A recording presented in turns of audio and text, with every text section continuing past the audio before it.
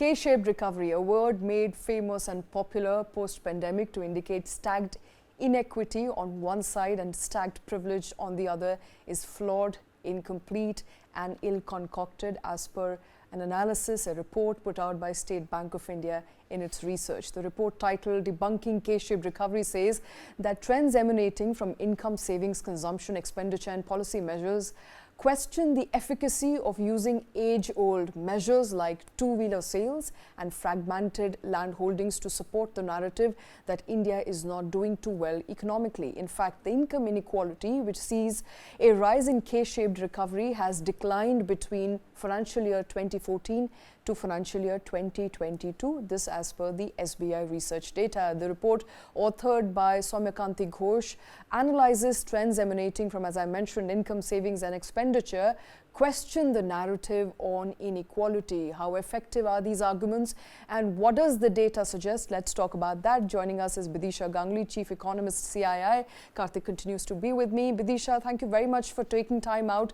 For the benefit of our viewers, let's first understand what is K-shaped recovery in an economy, because the word was widely used to indicate that there was a sudden spurt in economic movement and hence the K-shape, but it isn't what we thought of it to be. While SBI right now coming out to suggest that the inequality that a K-shaped recovery suggests may not be the case. Do you agree with that? I don't entirely agree with that, but let me just start with what you asked. What is a K-shaped recovery? Essentially, economists have used different letters of the alphabet to indicate the shape of a recovery.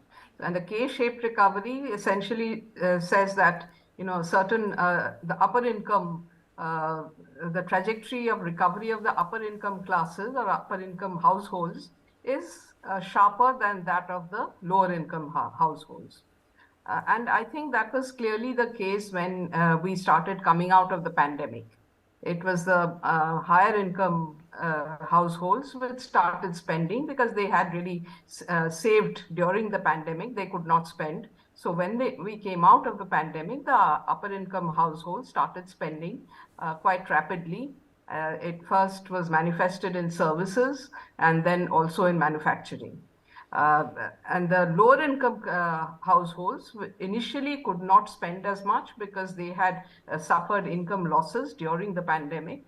But they have also now caught up and started spending. This is the logic of a K-shaped recovery, and I think that is what has been apparent in India and in many other countries. So, it's not something that is a long-term phenomenon. It's a short-term thing which happened over a period of time where we saw that, luxury cars were selling more, luxury houses were selling more. While the affordable housing or say the first-time car buyer were more hesitant to come into the market. But Bidisha, I think 2 years since the pandemic has pretty much been history, so to speak. I mean, it keeps erupting in one form or the other, but largely the economic ills of the pandemic have been behind us for almost 2 years now, but the trends that you are mentioning continue to make headlines even today. There are more number of SUVs being sold, there are more number of luxury houses being sold, there are fewer number of entry-level sub 50 lakh houses being sold, there are fewer numbers of small cars being sold. So what it basically tells you is that perhaps the definition of K-shaped economy or K-shaped recovery that you mentioned happened to be true in 2021 and happens to be true even today. How is it any different, and why is it that now we, 2 years on, looking at debunking this data and this sort of, K-shaped, V-shaped, whatever shaped economy? So I am not debunking the data. I mean, the report that you are quoting has probably debunked the data, and I'm not sure what is the basis of debunking it. What I'm saying is that trends are slowly changing. So, for example, you see two-wheelers doing much better in the last year or so than it did earlier. And FMCG, coming to FMCG, which had rural sales of FMCG products had been slowing down. Yeah. In the last quarter, we have seen volumes pick up. So inflation has also had an impact on these things. Higher inflation typically affects the lower income households. So pandemic was one factor, but then coming out of the pandemic, we had fairly high inflation.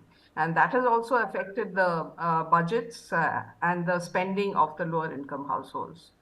So, Bidisha, if the definition of the K-shaped recovery has been so clear all along, why is it that India was actually celebrating its K-shaped recovery? It was, in fact, when it was written about and when economists spoke about it in 2021, 2022, K-shaped recovery was pretty much a celebration. Now, when we are reading this report, it seems like, hey, maybe K-shaped recovery is not the best thing to happen to an economy, and it's not something that we should have been served with.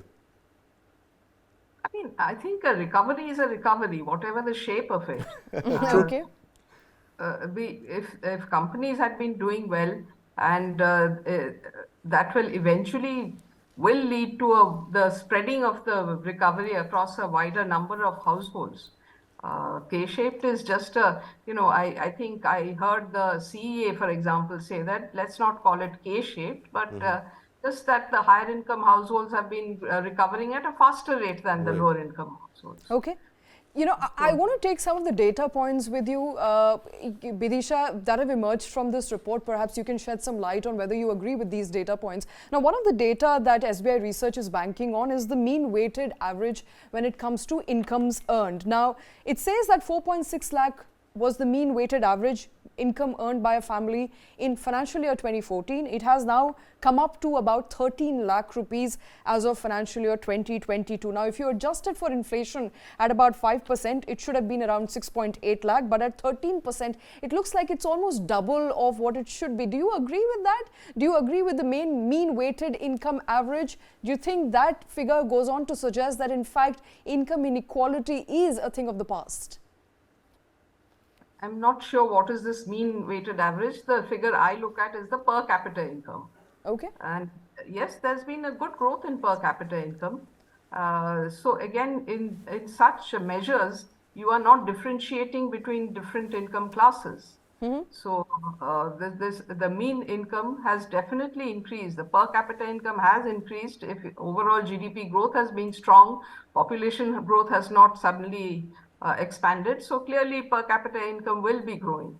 So if you look at the graph on the screen right now, Bidisha, the orange bars actually indicate the actual rise in income reported by Government of India, and the white bars are the weighted mean proposed by SBI. Now, if you look at the orange bars from 4.2, 4.6 odd to about 7 lakh per annum is the average 5%, which is in line with how inflation has been over the 7-8 year period that has been considered.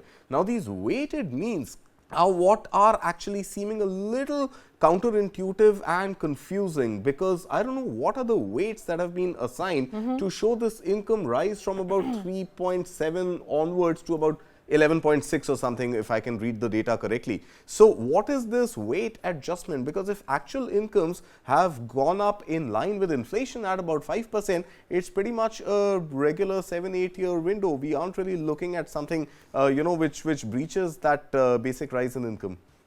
You need to ask the author of the report. I have no idea.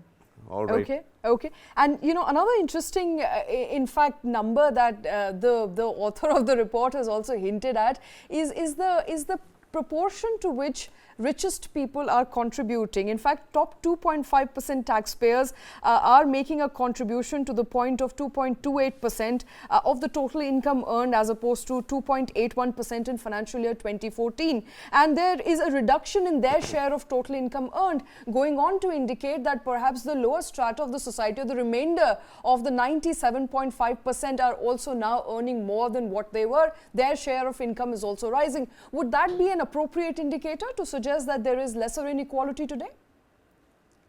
It's again very complicated for me to follow and comment immediately. But all I can say is that if you are looking at taxable income, as I understand, the large proportion of Indian consumers do not pay taxes. It's, in any case, it is a very small proportion of Indian households that pay taxes, right? So are we looking at just those households, the inequality among the tax-paying households? I would include a much larger number of households in any measure of inequality. Okay. And Bidisha, before we let you go, I think the question that is going to hang in the air for a very long time after this report and various other reports that keep coming out of various analysis hinting at perhaps either inequality going up or down as per your own understanding post-pandemic and the recovery that we've seen, K-shaped or not, is there lesser income inequality today? So we don't get such frequent high-frequency data on inequality, so it's hard to comment. But some of the graphs that you're showing me are over a long period of time, starting from, I suppose these are fiscal years. Yeah, so this is, I think the graph on your screen right now is financial year 2011-12. Yes, okay. So it's a very long period of time, not just post-pandemic. This starts much before the pandemic. And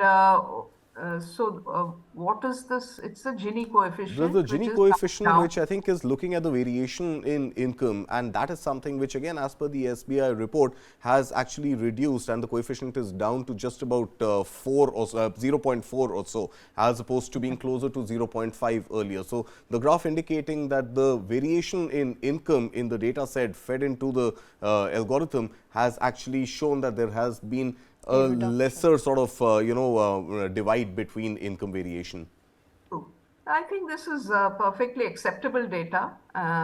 Only thing is I don't understand the Gini coefficient on taxable income. Right. So I think the data input has been on taxable income, and perhaps it has kept the non-taxable income or those who are not paying taxes of any kind outside of the ambit, which that again would leave out the vast majority of Indian which would households. exclude a large majority of Absolutely. India. Very true. Absolutely, a very limited, data set. I think plotted over 10 years' time from assessment year 2013 to up till 2023. But the SBI report, of course, suggesting that inequality has come down. Bidisha Ganguly, thank you very much, ma'am, for taking time out. Thank you for speaking to us here at News 9.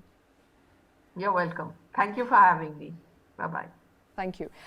Kartik, when you look at these numbers and when you look at them in silos from one another, it appears that there is a lot of data sets that SBI research is trying to plot, from a Gini coefficient to, the richest people and their share of income in the total income earned in the country, to finally the mean average, the weighted average, which we don't know what the weight is on higher, which income category. But all in all, going on to suggest that income inequality, in fact, is on a decline. Good news there if you look at these indicators in silos. But, having spoken to Bidisha now, I'm not too sure whether this can be entirely relied upon. So, Shweta, having been a student of statistics, I think one thing is very obvious, that whatever you generate statistically is not necessarily mathematically accurate. There could be a statistical accuracy which is very different from a mathematical accuracy.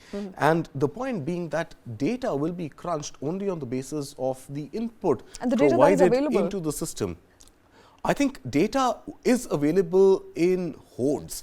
It is being selective about the data you enter as input into the system. to really measure the output that you need. So you want to calibrate your output by feeding selective data, and that data could paint a very different picture statistically if if the input given or the expected results are not in line with the input given. So overall, I think I'm sure SBI would have done enough and more research and would have looked at data from multiple standpoints. You and I have not put in the effort of actually collating this data and running it through the Gini coefficients and many other weighted average systems.